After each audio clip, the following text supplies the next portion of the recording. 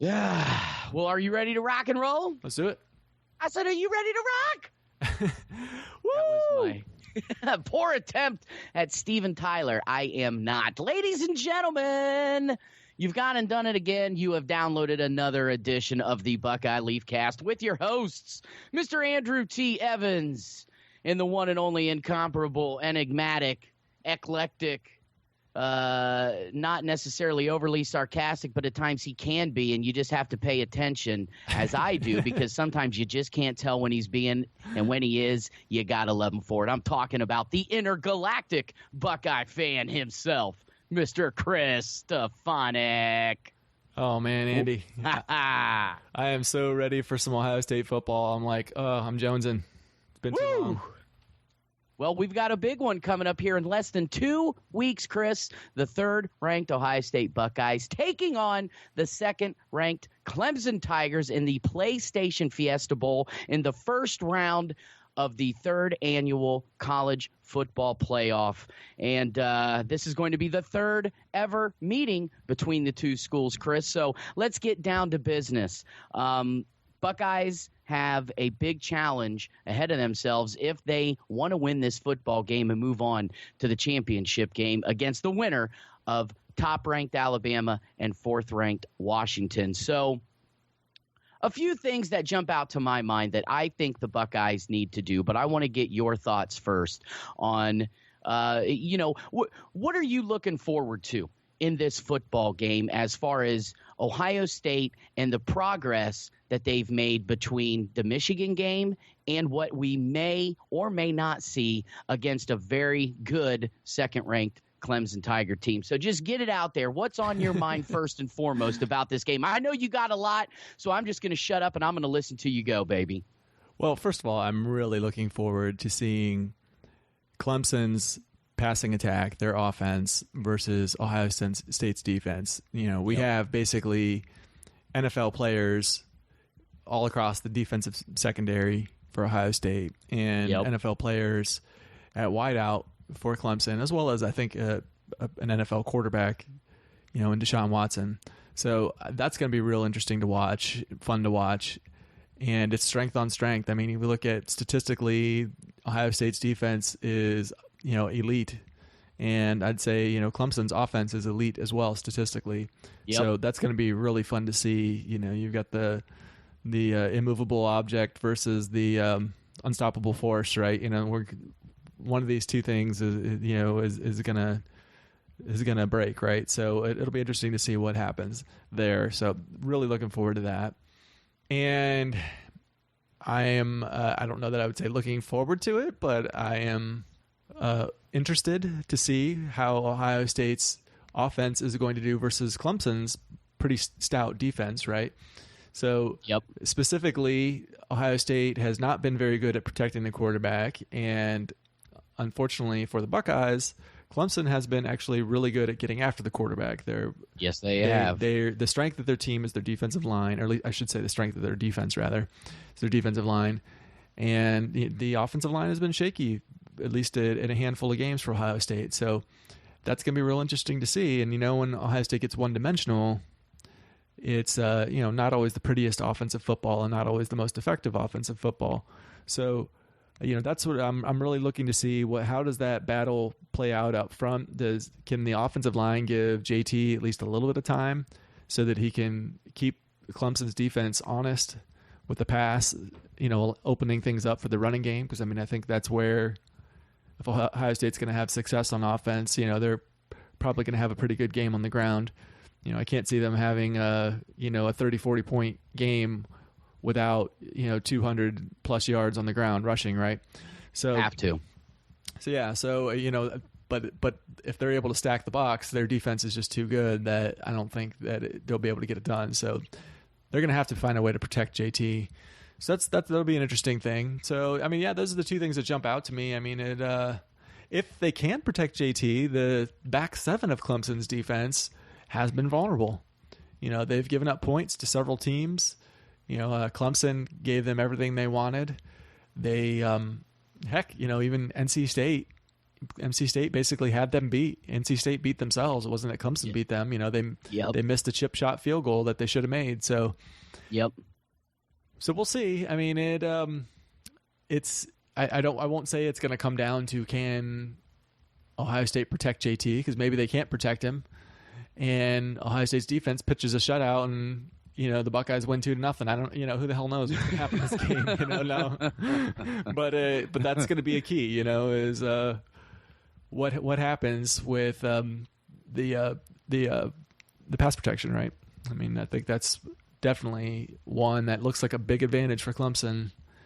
That but at the same time, I mean, I would be really nervous if we didn't have one Urban F. Meyer at the helm. This guy is really good when he's got more Urban than F. Yeah, when he's got more than 1 week to prepare. He's won, just about every time. Not only has he won every time, I saw a stat where he's beat the spread, 80-90% of the time when he's had more than 1 week to prepare. So not much of a spread in this one either. No. Yeah, the Buckeyes favored by 3 points last I checked, which is interesting. I think the teams are pretty much even, but it's pretty much a pick'em game. However, they usually give you 3 points for it being a home, whoever the home team is. And Ohio State travels really well, and Clemson doesn't really necessarily do that so much. And I think that, Buckeye Nation is going to dominate the Fiesta Bowl, and it's going to feel more like a home game. That's my guess. And, maybe that's where that 3 points is coming from. I don't know, but I think Ohio State's going to have a home field advantage there, even though it's technically a neutral site. So I don't know what things jumped out to you. Well, you touched on a lot of it. Clemson, to me, this is going to be a defensive battle. And Clemson has a very good defense, one of the better defenses, in fact, one of the top defenses in the ACC, and a good defense nationally, but their offense and Deshaun Watson are facing an elite defense, dude. You know what I'm saying? Right. This defense, I mean, Ohio State's defense nationally, they're ranked 5th in total defense in the country. They are ranked 3rd in scoring defense. They are ranked 3rd in turnover margin. They are ranked 1st in the entire country in team passing efficiency defense, something that Deshaun Watson does not want to see. Their red zone defense is 5th in the country. So Ohio State's defense, they're 4th in allowing first downs. So they are absolutely one of the best defenses in the country. And obviously, as I just stated, they're tops, at least against the pass, as far as passing efficiency goes. So Deshaun Watson's going to have his hands full. So can Ohio State create pressure against Deshaun Watson and force him into making some bad throws? And here's the thing, Chris. Deshaun Watson has done that this year. Never have I seen where a Heisman Trophy finalist has thrown 15 interceptions on the year. Yep. 15. So we know that this kid is susceptible to making some bad throws, especially if you put some pressure on him. Ohio State has got to do what they have done all year long. And that's put pressure on the quarterback, force him into bad situations, and pick him off. I mean, we're talking about a team that's done it, 17 interceptions on the year, and they've taken, 7 back for touchdowns? Yep. So, and that may not be the final stat. I've got to look that up. But, I mean, we're talking about a team that if you make a bad decision throwing the football, they're going to make you pay. So if Ohio State can control the line of scrimmage, both offensively and defensively, and to your point, they've got to be able to run the football on the offense if they want to be able to do anything, because unfortunately – when it comes to throwing the football, as we've talked about all year long, this is not the JT Barrett that we've seen even last year and certainly not from the year before. 24, 25 touchdown passes on the season. Hasn't looked as crisp when throwing the ball at times. But you know what, though? He's pretty damn efficient. I mean, we are talking about a kid that has thrown 24 touchdown passes and only 5 interceptions. So JT Barrett can take care of the football. And if JT Barrett can establish a running game, like you said, there's a chance they could put up, maybe 30 points on the board.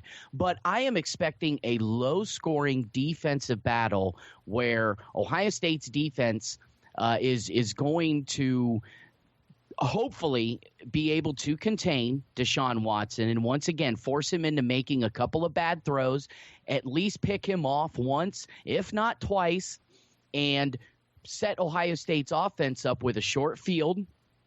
So it gives them a better opportunity to score.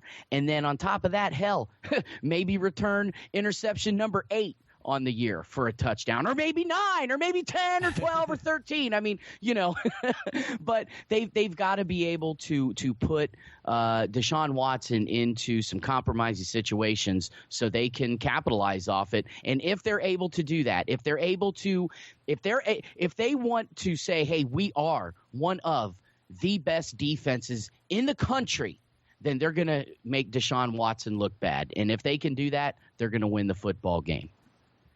Yeah, no, I agree. The turnovers really jump out when you look at it as far as Ohio State being excellent at it and that being one of the weaknesses of this Clemson offense, which otherwise looks pretty stellar, right? So, yeah, and I mean, turnovers can be a huge equalizer in a close game. So I'd look to see that happen. One of the things that is kind of interesting is while Ohio State's defense is really excellent, and I think their front four is really great, and the front four is very deep. I think they have guys in their second string that would start for most teams. I mean, I don't think Nick Bosa would be on the bench for very many teams in Division I football right now. Probably not. But or Jalen Holmes for that matter. Oh no, yeah. So that's but at the same time, they haven't gotten really all that many sacks, right? And it's interesting, they get pressure. But then the opposing QBs, it's like every team we play, their game plan is to get the ball out fast. And so they end up not getting that many sacks, it seems like. But they do get all these picks. So I'm wondering, it's almost like it's better that they're not getting the sack. You'd rather the guy throw the ball and get it picked off than get sacked, right? So yeah, I know, right? I would much rather see the ball in the hands of Ohio State rather than tackling the quarterback for a loss and give them another opportunity to get a first down. To your point here, Chris, 26 sacks on the year by the Buckeyes, averaging a little over 2 a game. That actually puts them 14, 13, 12, 11, 10, 9th in the Big Ten in sacks. Yep. So, yeah, that's the thing. They may put pressure on the quarterback. For some reason, they're not able to get him down, but they turn that into a lot of times they have turned it into an interception, which is at 19 for the year, 7 of which they've returned for touchdowns, and that 19 is actually second in the Big Ten to Wisconsin's 21. Right. Well, and meanwhile, Clemson is actually pretty good at protecting the quarterback. So if you look at their statistics, they do a pretty good job at protecting the quarterback. So, if you put it together, and I don't know how much they'll get to Watson. We'll see. I wouldn't expect a lot of sacks, though. But at the same time, they clearly are getting to the opposing quarterbacks, or forcing them to get it out quickly, and it's working. What Ohio State's doing. So I don't want to just say, well, we're screwed because Clemson protects the quarterback and Ohio State doesn't get there. Obviously, the statistics don't show that Ohio State is a poor defense or anything versus the pass or run, for that matter. So we'll see. But it's going to be interesting for sure to watch how this plays out. And the other thing that throws a monkey wrench into all of this is because there's so much time between games, they're going to throw in, both sides will have wrinkles, and they could come out with a completely different strategies. That wouldn't shock me. It's like when Virginia Tech upset the Buckeyes a few years back, they came out in the Bear defense, which they hadn't shown basically ever, or at any of the film that Meyer and company were looking at, and they kind of caught them with their pants down. They couldn't stop it. They didn't have an answer. Yeah. And stuff like that, there's enough time that they could put in something, either side could put in something on offense or defense that really is instrumental in changing the outcome of the game, right? So, what's going to happen there? I hope that advantage goes to Urban, because Urban has shown in the past that if you give him enough time, he's probably going to beat you. So I'm guessing that's the case. But, Dabo Swinney is no slouch either on the other side of the ball. So we'll see. Well, remember the last time that these two guys squared off in the 2014 Orange Bowl, played a thriller, 40-35, went in favor of the Tigers. So Dabo can come with it too. And, of course, Dabo and this Clemson team, they are the returning, defending national championship runners-up. So, right. Let me just talk about that 2013 game real quick, though. Please, let's talk. So, I don't know how much you remember about that game, but Sammy Watkins had 15 catches. Their game plan coming in was throw the ball to Sammy Watkins in the flat and watch him make Ohio State miss a bunch of tackles. You remember back then, it was after that game that they went out and got Chris Ash. Ohio State went from being like one of the worst literally went from like one of the worst tackling teams in the country to the best tackling team in the country overnight. And, I credit Chris Ash with the national title. Without him, I don't see it happening. That defense was so dramatically different. Agreed. Their tackling was so dramatically different. They even changed their style. They went to the rugby style tackling, and it made this huge difference, right? So, I don't feel like Dabo Swinney outcoached Urban in that game. At least, he outcoached the defensive side. Luke Fickell got outcoached. Withers got outcoached in that game because they just didn't have an answer for that. And it was like, come on. And meanwhile, Ohio State was pretty much, despite not being able to stop Sammy Watkins, was in position to win that game until Philly Brown fumbles a punt, right? So, yeah, it seems like they're just so different, the teams now, than what they were then. They're not even remotely close to the same teams. So I don't know what we can take away from that. But yeah, Clemson is a really strong program. Dabo Swinney has taken them from being, they weren't garbage before, but they were not the level they are now to now. They're pretty, perennial top 10, pretty much perennial top 10 team, and perennial top 10 in recruiting classes, which of course, there's a high correlation there between, where your recruiting classes finish and where you finish. So absolutely, he's getting it done in a place that is not a traditional elite power. So did you see who Clemson brought in here to help simulate JT Barrett in practice for the Clemson Tigers? Did you see that? This just came out a couple of days ago. So what did they do?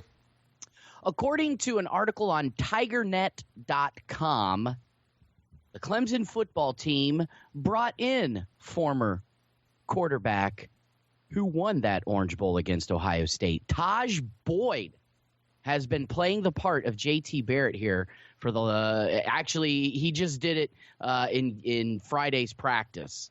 Now, I don't know if he's going to do it some more or not, but apparently, yes, they have at least once, if not ongoing here, are using Taj Boyd to simulate Mr. Barrett in practice. I'd say that's a pretty good guy to bring in and simulate JT Barrett.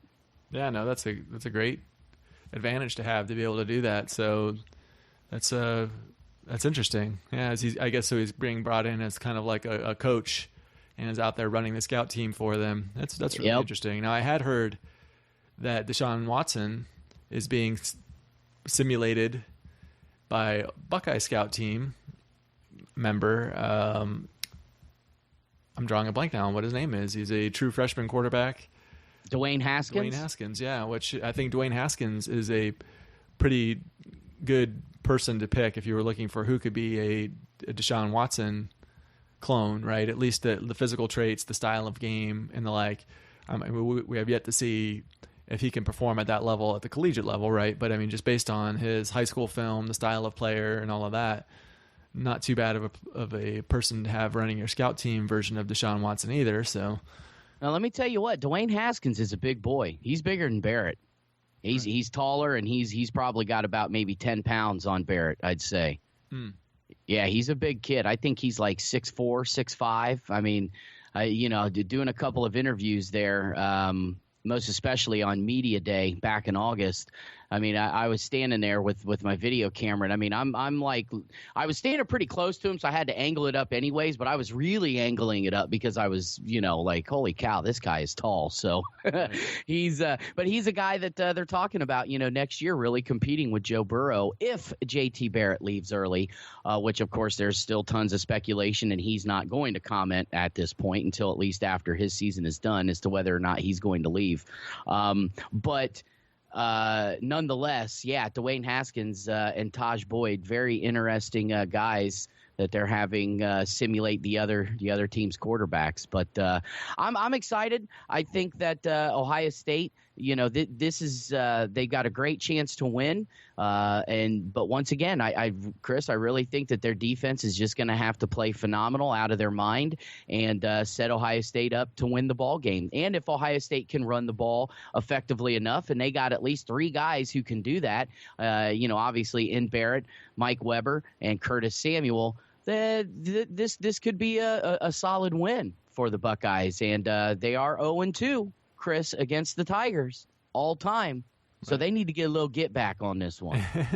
And especially since they got our coach fired, okay? They got the most prestigious coach in Ohio State history fired. And I'm not too happy with that, okay? Well, I'm not about to put the blame on the Clemson player for I mean, that was Woody has to take some responsibility for his own actions there. It is Charlie Bauman's fault that he intercepted the ball and ended up on Ohio State's sideline right next to Woody Hayes, okay? And it's his fault that Woody got so mad he threw a punch at him, okay? It's all Charlie Bauman's fault. Yeah. I don't care what anybody says. Yeah, it's totally his fault. Clearly, Charlie Bauman, was out of line. In the wrong. He was out of line throwing his face into Woody's fist like that. I mean, that... Exactly. I mean... You see, you're along with my point here. Yeah, exactly. Oh, of course I am being just somewhat facetious. And for those of you who may or may not know, I'm sure everybody, especially the one guy who is listening to this podcast, Urban Frank, probably well remembers. The first time that Ohio State ever played Clemson was in the 1978 Gator Bowl. Art Schlichter throws an interception to linebacker Charlie Bauman, and Charlie Bauman then decided to return it a little bit, was shoved out of bounds, and came face-to-face with former head coach Woody Hayes. And Woody was so upset that he kind of, an old man throwing a punch at a young guy who's wearing a helmet with a face mask. It really wasn't a punch. I mean, he tried to punch. I mean, he did punch, but I'm sure it probably felt like, a 5-year-old throwing a punch at his face. It didn't really connect well. But of course a melee ensued, and the next day Woody Hayes was fired. So, right. And then of course, I think it's important to note that, while I'm definitely putting Woody Hayes' actions, on him. He's responsible for those. The Clemson player was taunting the bench, and he was like right in Woody's face while he was doing it, taunting the bench after the interception. See? So there, and who knows what he said, but at the same time, Woody needs to, control himself. So. Well, we are talking about Woody Hayes. That is true. And he wasn't exactly the best at controlling his emotions. I mean, I was too young to remember Woody. I was alive for the last 2 seasons that Woody ever coached at Ohio State. So I really don't remember a whole lot about the Woody era, obviously. But from what I have seen of his antics on film during games, breaking yard markers, all of the stories out there. Of course, there's 1,000,001 stories about Woody and all of the crazy shenanigans that he did throughout his time at Ohio State. I mean, he's legendary not only because of the fact that, I mean, he's, the winningest coach in Ohio State history, and he won 5 national championships, but the fact that all of the crazy stuff that he supposedly did, some of it has been questioned, and some of it has been validated, and some of it's even been refuted. But hey, nonetheless, that's why we love Woody Hayes here in Buckeye Country, just because the legend lives on, man. Yeah, I mean, who wouldn't love a coach who will let a turtle bite his penis just to prove a point to his team, Whoa, timeout. You haven't heard that story? This is a new one. I thought I'd heard them all. Are you serious? So all right, now you got it. All right, so Meyer, at some point, I don't remember how this came about, but he was asked about like his thoughts on Woody Hayes, or if had he met, and he's like, well, the one time that and I think it was when he was an assistant for Earl Bruce. Coach Hayes came in to talk to the team, and he was like saying, the toughest team is the one that's going to win. You want to know about toughness? I'll show you toughness. And he pulls out a turtle, and he apparently like pulls out his junk and lets the turtle bite his junk, and then he just kind of sits there and like growls at the team or whatever, Now, what? This is what Urban Frank Meyer told to the media about his experience, his memories of Woody Hayes. Oh, I missed this media day. Oh my goodness. Yeah, so this was a few years back, but there's definitely been some people have questioned whether he was joking, whether it really did happen. But he's never like come back out and refuted it either, and I don't think anybody's talked to Earl Bruce about it either. So I'd like to hear that. But yeah, I was like, wow. So apparently, because my understanding is they think it's probably like Meyer was just like joking, but it's kind of a strange joke to make. I mean, dick jokes, everybody loves a good dick joke, right? But I mean, that was just kind of a strange one. Who would think of something like that? To like, that either Woody or Urban, because either Woody did it or Urban's making it up. I mean, but that just seems too outlandish of a joke or, something to make up. Like, that seems like that really happened. I wouldn't doubt it. Yeah. I mean, oh my God. And he's probably, if you have like a small cock or even an average cock, you're not just going to pull it out in front of the whole team like that, right? So clearly Woody's got a monster, right? To be just like, boom, there it is. Boom, there's a turtle biting it. What do you think of that? John Holmes style. Like, hey, man, he ain't got nothing on me, baby. I'm even going to let this turtle clamp down. That's how tough I am. That's how much of a monster hog I'm carrying right now, baby. Yeah, what's up now? Oh, my goodness. Wow. Well, this podcast has certainly taken one of the more interesting turns that we've ever done, Mr. Stefanick. But, hey, that's why I love doing this with you, because you just never know where it's going to go. Right. We're historians, right? I mean, we got to make sure that we cover this from the historical angle with impeccable accuracy.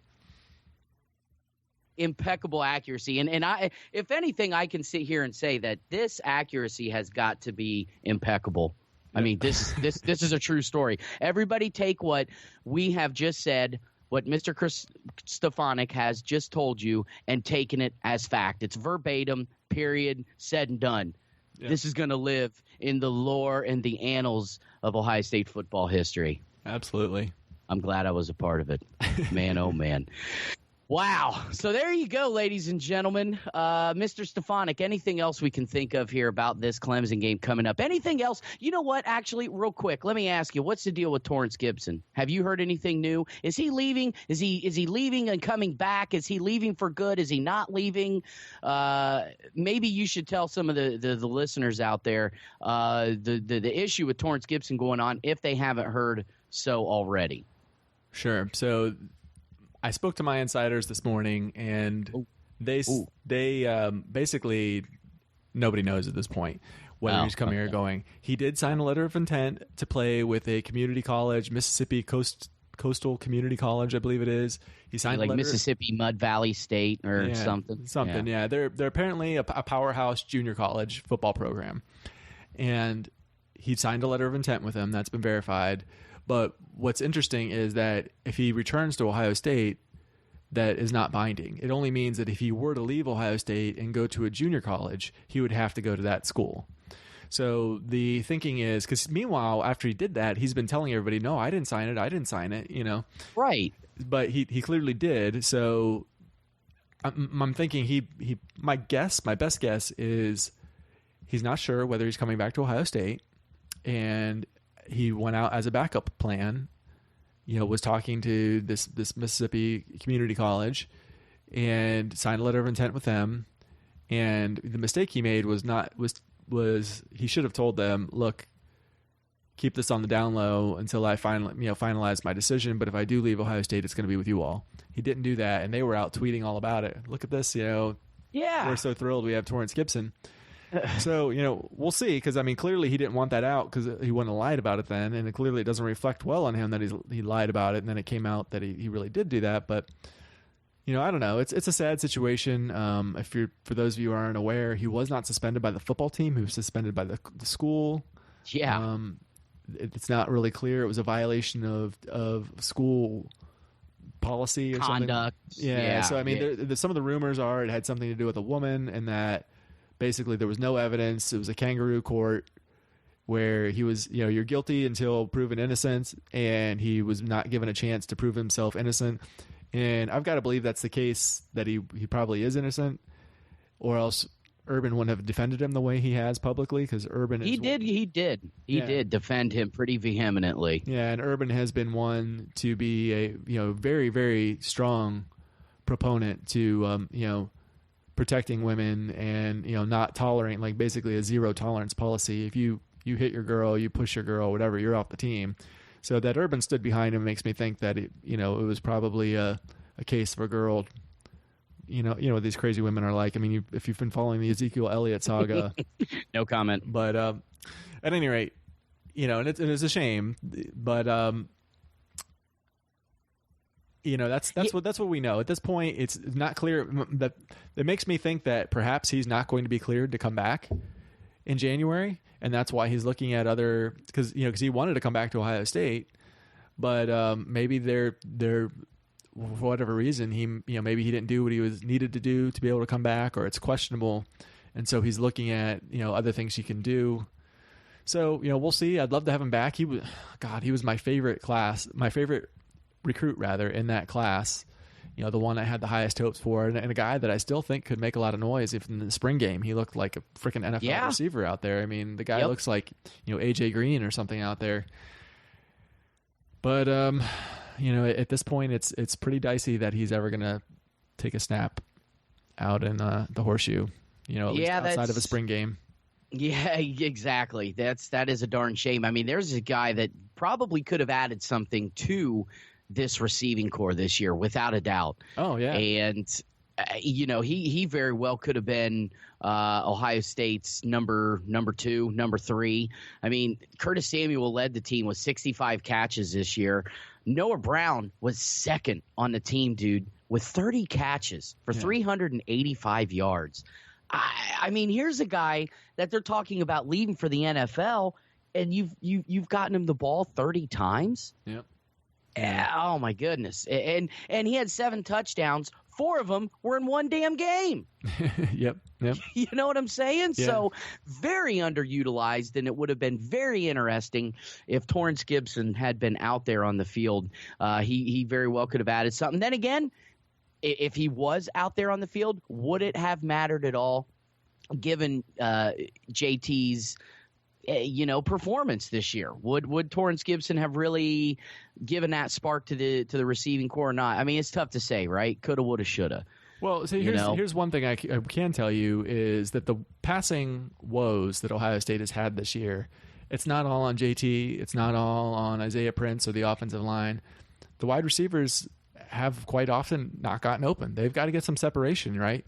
So it's been a combination of those 3 things: so the protection, inaccuracy or indecision from JT, and wide receivers not getting open. So if you did have a wide receiver who was regularly getting open and was dynamic player, one who would actually catch the ball when, a number of these deep balls that JT's thrown, the guys have dropped them.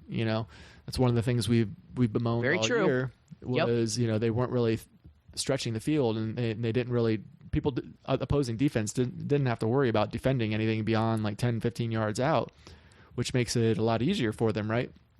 So if he was able to come in and be a guy who was getting open and who was catching the ball and stretching the field, I think it could have made a huge difference. I mean, it wouldn't have solved the pass protection, right? But it would have been one less thing to go wrong in the passing game. So I think the potential was there. Now would he have been that kind of player? I don't know. He was showing like signs of it in the spring that he could be that kind of guy, and he's a guy with all the talent in the world. I mean, his high school highlight reel is just a thing of beauty. So, it's a shame, but we may not ever see him again. I feel bad for the kid. I feel bad for me not getting to witness it, especially. So I feel bad for you too, if it's any consolation. Right. Yeah, thanks, man. That's why I like you. So here's a question for you. All right. 2 questions, I would say. First one will be, what are your thoughts on Luke Fickell leaving? And second, do you think will that have any effect on Ohio State's defense in the bowl game? Okay. Excellent question, sir. And thank you for bringing them up, because quite honestly, that was something that had slipped my mind. Not sure I would have brought that up or not. Absolutely thrilled and ecstatic for Luke Fickell.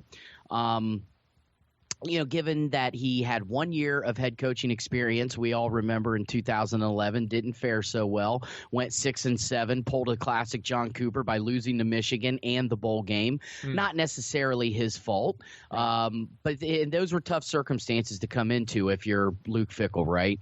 Sure. But I think this is a great opportunity for him. And when I had heard that there were some rumors out there that he was possibly going to be named as head coach at Florida Atlantic, I thought, can't you do a little better than that, Luke Fickell? I mean, you did have at least 1 year of head coaching experience at one of, if not the biggest college football programs in the entire country. And 2, you've been on this staff now for since 2002. Was the first guy that Urban Meyer kept on after the 2011 season, and has been a guy of class and integrity, is a Buckeye, and I look at Cincinnati as being a pretty damn good job. I mean, Chris, let's think about it, dude. Think about some of the other coaches that have come out of Cincinnati that have moved on to other bigger and better jobs. Brian Kelly at Notre Dame, Butch Jones at Tennessee, Mark D'Antonio, for Pete's sake, now at Michigan State. I mean, these are all 3 guys that at one point were the head coach of Cincinnati and did pretty damn well, and that's why they moved on to other jobs. So I think this is the perfect opportunity for Luke to get really established as being a head coach, and take a program that's been a pretty good football program. I mean, not one of the best football programs out there, but hey, remember back in, 2010 or 2009 season, I believe, Cincinnati went undefeated and went to a BCS bowl game until they met an Urban Meyer Florida team and got absolutely walloped. But nonetheless, this is still a Cincinnati program that, has established itself as being a pretty good football program. So I think this is a great fit for him. It's still in the state of Ohio, so he knows what it's going to take recruiting this state. And let me tell you what, with the way that Urban Meyer is going outside of the state of Ohio right now for his recruits, I think Luke Fickell can do a pretty damn good job in building a program down there, because he's going to have a lot of talent here in the state to be able to reap the benefits from, especially down there in Cincinnati. Now, granted, he's going to have to compete against a lot of other Big Ten teams, not to mention Urban Meyer and Ohio State, because it's not like Urban's going to just completely stop recruiting the state of Ohio, but he's going to have his hands full when it comes to that. But I think it's a great opportunity for him. I am absolutely thrilled. I can't wait to see him go down there and succeed, and it's going to be fun to watch him get his ass kicked when we play them come next year. So welcome to head coaching, Mr. Luke Fickell, against your alma mater and school that you were at for 15 seasons.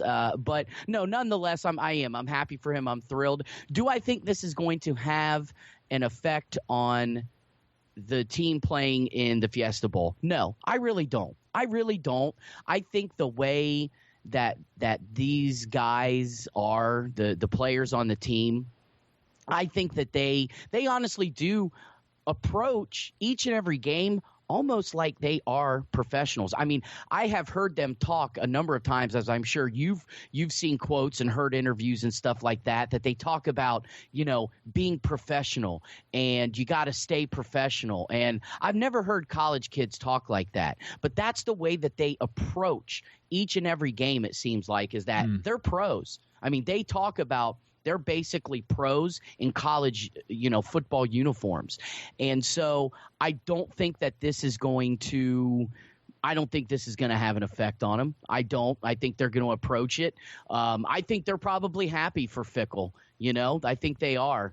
And they're probably going to see this as a great opportunity to send him out on a high note and give him a second ring. So what do you think? So, first of all, yeah, I'm really thrilled for Luke. I mean, he's Mr. Buckeye. I mean, he grew up in Columbus, was not only a stud football player, but a champion wrestler. Yes, he was. And, started 50 games at Ohio State, 50 games at nose guard. Yes. Like a thankless position. Your job at nose guard is basically to just eat up blockers. Blocks. So the linebackers can, get all the glory, right? So, I mean, talk about a team-first kind of guy. And then from there, he played like 1 year in the NFL, didn't make it. But he went, from 1999 up through this year, he was at Ohio State in a coaching capacity, all but like 2 years he spent at Akron as a defensive line coach very early on. Yes. But he played under Cooper. He's coached under Tressel and Meyer.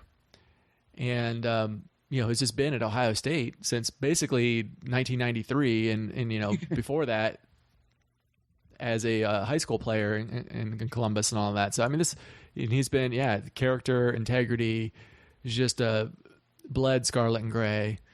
Could have left several times for, lesser coaching jobs. But this is I think this is the dream scenario for him, to be honest with you. Yep. Cincinnati is a good program, and being in Ohio, I mean, Luke Fickell was a star recruiter. This is one area where it's going to hurt Meyer to lose him.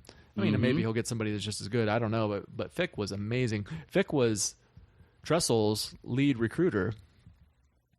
Back in before Meyer came there, he was his ace recruiter. And if you look at the guys that Fickell landed on both under Tressel and under Meyer, I mean, it's really impressive. And not only is he really great at closing the deal with these kids, but also as a talent evaluator.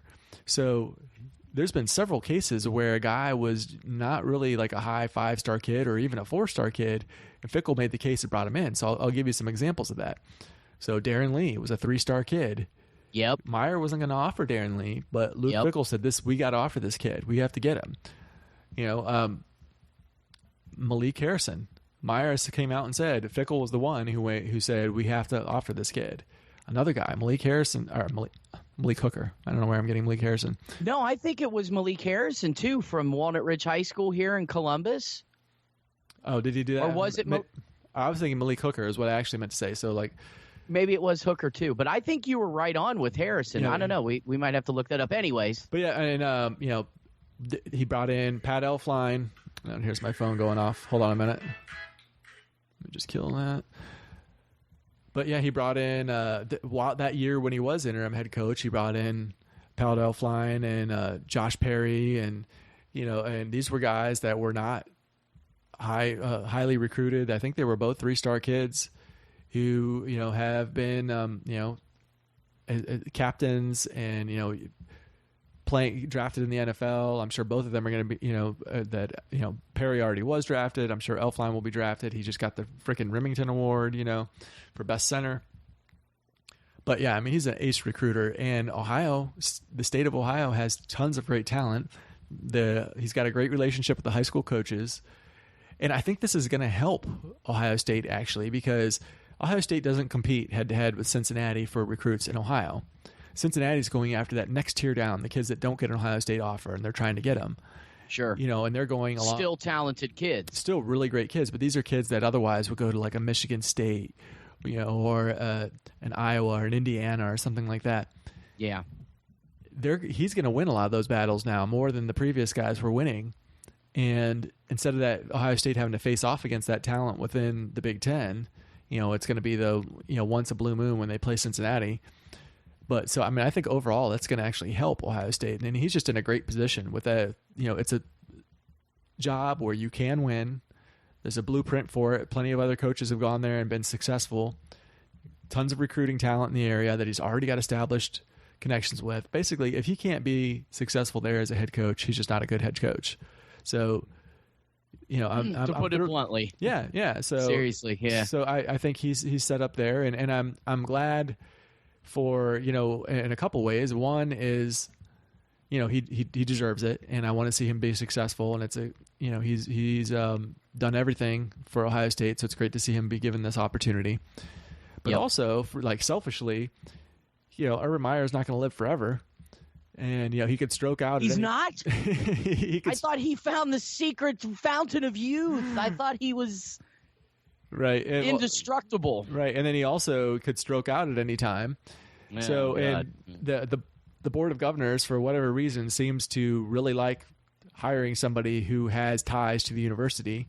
So that means if we want to have a nice pool of applicants to be the next head coach of one Ohio State university, we need to have good applicants that have ties to Ohio State. So this is another chance for somebody with some seriously strong ties to Ohio State to prove himself and maybe end up being that a coach worthy of, at least getting an interview, right? So the more of those that we have out there, the better. I mean, at this point, I think, Tom Herman would be pretty high on the list if Urban stroked out tomorrow. But at the same time, I don't know that Herman's going to leave, especially once he gets established in Texas, that he's going to leave there. Because at that point, it's pretty much a lateral move, right? So, at any rate, I think you get where I'm going with that. So, thrilled with all that. Yeah. The good thing about Fickell being in Cincinnati in another way is, he's coaching through the bowl. It's not that far away. It's only like an hour and a half drive for him to go there. So hopefully that makes it so that he can be wearing two hats at the same time, right, and be good at both.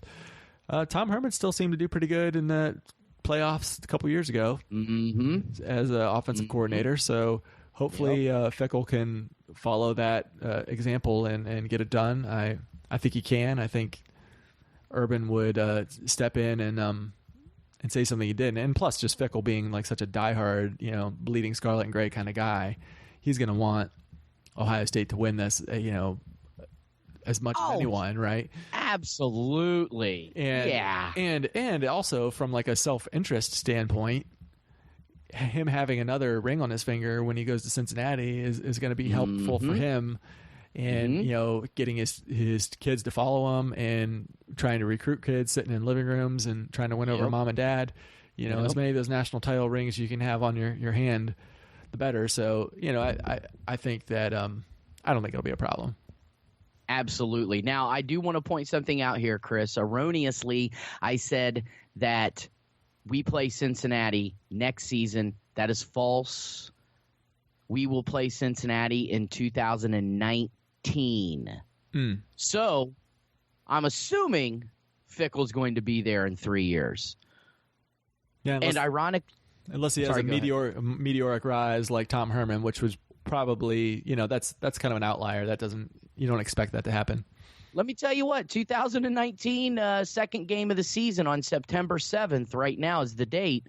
Could be an interesting matchup against the Luke Fickell coach Cincinnati squad. He's going to, be in his third year at that point. Let's hope at least he's in his third year at that point, unless he takes Cincinnati to a national championship next year and, gets offered some job somewhere else or something. But ironically enough, the weekend before, guess who Ohio State is opening up the 2019 season with? Houston. Florida Atlantic. Oh, Florida Atlantic. Who is now coached by the one and only, Chris, prestigious Lane Kiffin. Wow. Yeah, that's really interesting. But, yep. It's so funny that if Fickell was offered that job and he turned it down, and then Lane Kiffin decided to scoop it up. That was pretty humorous. What is that saying about Lane Kiffin? You know what I'm saying? I don't know. I don't. Obviously, I do not like Lane Kiffin. I disliked him before he got to Alabama. All of the shenanigans with the Raiders and Tennessee and USC and all that stuff, and then of course the fact that yes, he is at Alabama. And was he there when we played him in 2014? Was he their offensive coordinator then? Oh, I feel like he was. I do too. I'm thinking that like he was. Yeah. So that would be great to give him another L if Ohio State can get past Clemson. Let's hope, Chris, that we're going to have a second podcast previewing a national championship game and a rematch versus Alabama. Yep. Nope. I think it definitely is a possibility. I think Ohio State, and at this point, anything wouldn't surprise me. If Ohio State came out and rocked them, that wouldn't surprise me. If they win I'm not predicting that. I'm predicting, maybe a narrow victory or a narrow loss. I think those are the most likely scenarios. But at this point, it could go in any direction. I mean, so what's your prediction? Are we going to do it? Are we going to do it? Because we've not exactly been the best at predictions. Hey, I almost nailed I almost nailed the score for the Michigan game in regulation anyway. It was, 17-17, and I think I called... You said 17-16. Yeah. You did. So I was damn close. If it That's true. If somebody would have went for two and failed, I'd have had it, That's all it was missing.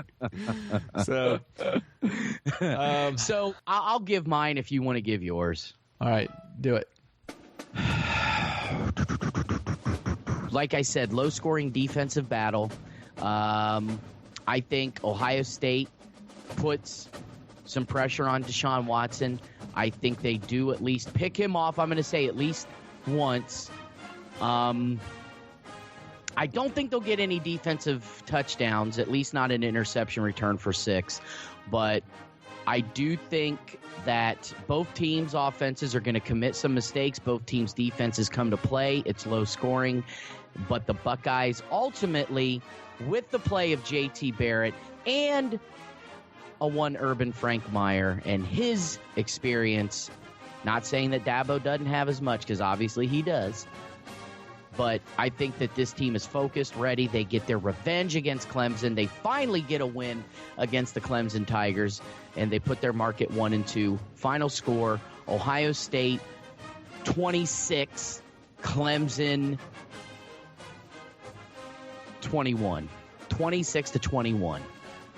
All right. I think I'm predicting a higher score than that. I think they'll be able to move the ball. But I think both teams will find ways to move the ball and get in the end zone. And I'm going to go with 35-31. The good guys. Ooh. Good guys. Wearing the scarlet and gray. That would be them. I like it. Well, sir, anything else you can think of we may have forgotten before we jump off the mics? Nope, I think that covers everything Ohio State related. Well, at least Ohio State related. Right.